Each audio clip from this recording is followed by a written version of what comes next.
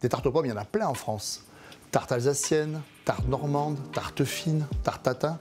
Enfin bref, moi je vous montre la recette de la tarte aux pommes. La base de la tarte aux pommes, c'est la pâte brisée, dite magique. Il vous faudra de la farine, du beurre, de l'eau et une pincée de sel. Pour la compote, une belle quantité de pommes, un petit peu de sucre, un petit peu de beurre et une pointe de cannelle. Et pour la finition, des pommes, du beurre et du miel. Et on réalise la pâte brisée. Alors on prend l'eau et on va diluer un petit peu de sel dans l'eau. Pourquoi je dilue le sel dans l'eau? Parce que le sel va mal fondre dans le beurre. Je mets un poids de farine, un poids de beurre. On va commencer à sabler. Sabler, c'est quoi? C'est mélanger le beurre dans la farine. Regardez, je fais des petits grumeaux. Le beurre est bien réparti dans la farine. Je rajoute mon eau salée. Je vais former une petite boule. On ne travaille pas trop la pâte. On va aller sur le plan de travail. Et voilà, ma pâte magique est terminée. Je vais la filmer et je vais la laisser reposer 10 à 15 minutes au réfrigérateur. Et si vous êtes très pressé, vous pouvez même l'utiliser comme ça. Et pendant ce temps-là, je vais réaliser ma compote de pommes. Alors la compote de pommes, c'est super simple. On l'a épluchée, vous la coupez ici en 4 et on retire le cœur. Je coupe mes pommes en petits cubes. Les premières recettes datées de tarte aux pommes datent du Moyen-Âge. Et on les retrouve en Angleterre avec la fameuse apple pie. Je les mets dans une cocotte. Pour aider à la cuisson, je mets un tout petit peu d'eau, un tout petit peu de beurre pour la gourmandise. Et là, je rajoute un tout petit peu de sucre parce que mes pommes sont naturellement sucrées et une toute petite pincée de cannelle. Si vous préférez la vanille, vous mettez une gousse de vanille.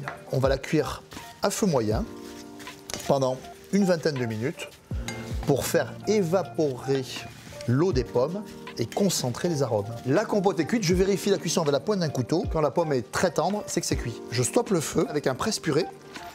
J'écrase mes pommes. Ma compotée rustique est prête.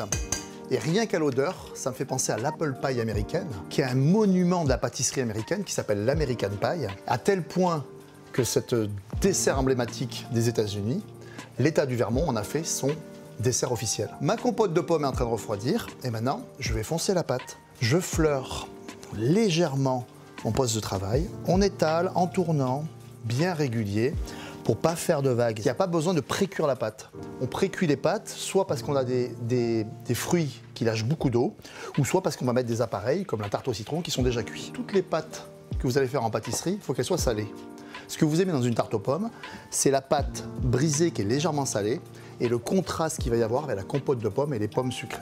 Je vérifie si j'ai suffisamment abaissé ma pâte. Je pose ma pâte à tarte sur mon moule, et là, délicatement, je vais aller en relevant le bord, marquer les angles de mon moule. On appuie très légèrement avec les doigts pour bien faire coller. Là, je fais un petit bourrelet de à peu près 1 cm.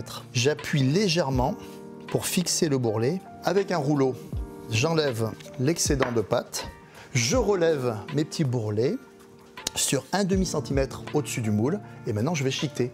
Alors chiqueter traditionnellement, c'est avec une pince à chiqueter. On va pincer, pincer, pincer, et ce n'est que décoratif. Et là, je vais vous montrer une façon de chiqueter très très simple. Je vais prendre mon majeur et mon index. Avec l'autre index, ici, je vais aller marquer la pâte comme ça. Et maintenant, on va émincer les pommes. Et le plus important, c'est de les émincer régulièrement. Je tire mon couteau et je glisse sur l'ongle de ce doigt-là. Et de cette manière-là, j'ai des pommes bien régulières. Si la tranche est plus épaisse, vous aurez une tarte d'aspect plus rustique et un goût plus prononcé. Je garnis ma tarte avec pas mal de compote, légèrement parfumée à la cannelle. Quand vous disposez les pommes bien serrées en partant de l'extérieur, c'est de toujours garder cette extrémité, l'extrémité intérieure, vers le centre de la tarte, pour garder une forme bien ronde. Et petit détail important, c'est de bien pousser les pommes contre la paroi pour avoir une tarte bien régulière qui se tienne bien à la cuisson. Ma première rosace est terminée et j'ai une petite astuce. Je prends toutes mes extrémités là qui sont pas très jolies et je vais les mettre au centre. Et ça va permettre de surélever le centre et de faire une dernière rosace qui soit très jolie. Et à partir de là, je redémarre ma dernière rosace. On resserre délicatement la tarte et je vais faire le lustrage. Je mets un petit poids de beurre fondu avec du miel. Je nourris généreusement mes pommes de beurre et de miel. C'est ce qui va permettre de mieux colorer les pommes à la cuisson et de garder ce petit moelleux si important dans une très bonne tarte aux pommes. J'ai préchauffé mon four à 170 degrés et je vais faire une cuisson lente et douce pendant 1 heure. La tarte aux pommes est terminée, il ne vous reste plus qu'à vous entraîner pour passer votre CAP pâtissier. On va réaliser des crêpes. Pourquoi j'ai choisi cette recette? Parce que dans ma recette, on va rajouter du beurre fondu qui va apporter du moelleux et qui va éviter que la crêpe n'accroche. Alors on y va, c'est parti. Pour réaliser la pâte à crêpes, il vous faudra du lait, du beurre fondu, des œufs, une pincée de sel et de la farine. Je commence à casser les œufs dans un saladier. Hop. Si vous voulez jamais avoir de coquille, un œuf ça se casse à plat. Un petit coup sec ici et hop. Voilà, on met les œufs et on commence à mélanger. On va mettre une belle pincée de sel parce que ce qu'il faut dans les crêpes, c'est qu'il y a un contraste sucré-salé. La crêpe est salée et la confiture, la pâte à tartiner, ce qu'on va rajouter dessus, ça va faire un contraste entre sucré et salé, c'est ce qui fait que la crêpe est bonne. Une fois qu'on a mélangé les œufs, on va rajouter le lait. Alors le lait, plus il est entier, mieux c'est, plus votre crêpe aura du goût. Et puis on peut varier, on peut mettre de la bière, on peut mettre de l'eau aussi pour avoir des crêpes plus légères. Voilà, ici tous les liquides sont là et je vais rajouter le beurre fondu. Voilà, on a mélangé les œufs, le lait, le sel, le beurre fondu. Et bien sûr, on peut parfumer notre liquide. On peut rajouter un petit alcool, comme par exemple du rhum ou du Grand Marnier. Ou on peut bien évidemment rajouter le petit zeste de citron, le petit zeste d'orange. Faites-vous plaisir, c'est le plus important. On va rajouter maintenant la farine au lait aromatisé. Et la farine, c'est de la farine blanche, type 45. Pourquoi? Parce qu'elle est plus riche en gluten et vous aurez une pâte à crêpes qui va mieux se tenir à la cuisson. Je rajoute la farine progressivement en évitant bien évidemment les grumeaux. Vous avez vu, c'est simple de faire une pâte à crêpes. Je vais faire reposer la pâte à crêpes 10 à 20 minutes et après on va les cuire. La pâte a reposé et maintenant on passe à la cuisson. Alors, une poêle bien chaude, un petit papier absorbant pour très légèrement graisser la poêle. Si nécessaire, on le fait de temps en temps, si ça accroche, sinon, pas besoin. On prend la petite louche, la petite dose, hop, on va au centre et on tourne pour faire une crêpe bien régulière. La crêpe est saisie et on va la retourner. La première crêpe, elle est un tout petit peu moins bien réussie. Et traditionnellement, on l'appelle la crêpe du chien. Le mot crêpe vient de l'ancien français crespe. Et ça veut dire ondulé. C'est pour ça que la crêpe, elle s'irise légèrement à la cuisson. Allez, on se retrouve dès que j'ai terminé mes crêpes. Voilà, mes crêpes sont terminées. C'est rapide, simple et économique. Et souvent, vous me dites, mes crêpes sont trop sèches. Elles sont un petit peu cassantes. Ben, c'est tout simplement parce qu'elles sont trop cuites. Plus vous allez les cuire, plus elles vont se sécher, plus elles vont être cassantes. Deuxième difficulté, c'est les grumeaux. Et en fait, les grumeaux, ils arrivent quand on ne mélange pas bien la farine avec le liquide.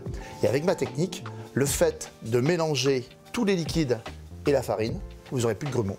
La meilleure façon pour moi de consommer une crêpe, c'est encore tiède avec un sucre cassonade. Mais bien évidemment, vous pouvez vous faire plaisir. Vous pouvez rajouter du citron, du chocolat, de la confiture ou de la pâte à tartiner. En fait, c'est votre crêpe.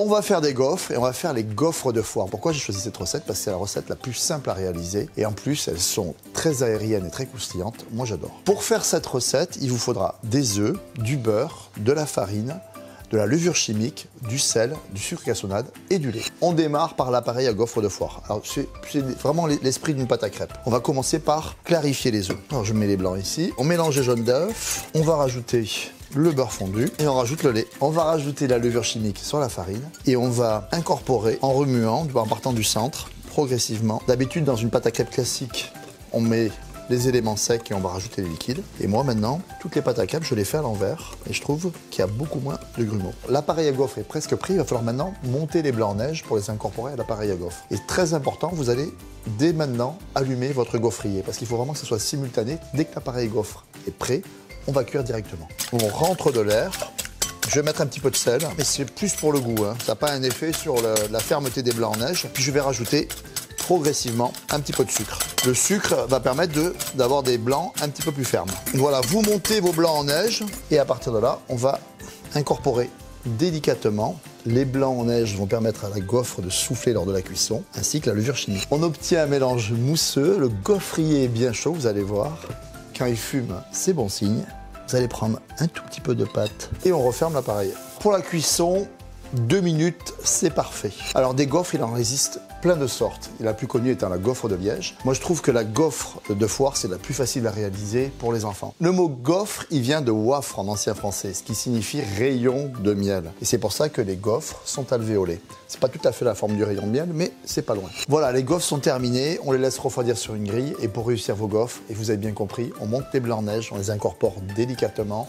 Le gaufrier est chaud et on les cuit instantanément. Et là, 100% de réussite. Voilà, on termine avec un tout petit peu de sucre glace. Alors on va les accompagner avec de la confiture, une pâte à tartiner, une boule de glace et bien évidemment de la chantilly. Vous avez vu, les gaufres de foire, c'est pas compliqué à réaliser et puis c'est tellement bon. Alors maintenant, faites-vous plaisir.